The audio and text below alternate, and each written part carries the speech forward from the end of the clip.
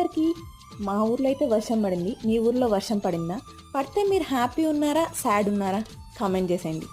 ఏంది ఈ సమ్మర్కి వర్షం పడితే సాడ్ కూడా ఉంటారా అనే కదా మీ డౌట్. అఫ్ కోర్స్ ఉంటారండి సాడ్ కూడా. ఎందుకు అనుకుంటున్నారా? తెలుసుకోవాలంటే ఈ వీడియో లాస్ట్ వరకు చూసేయండి. నేను స్టార్టింగ్లో చాలా చిల్లయ్యండి, పాటలన్నీ పాడుకుంటా.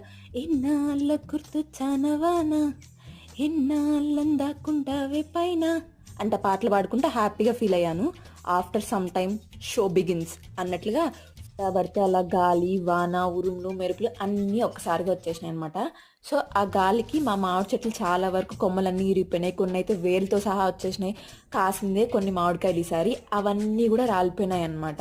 చూడండి ఎలా రాలిపోయినాయో. సో ఇవన్నీ చూసినప్పుడు బాధగానే కదా ఉంటుంది. సంవత్సరం రోజుల పంట ఒక్కసారిగా మొత్తం వెళ్ళిపోయింది.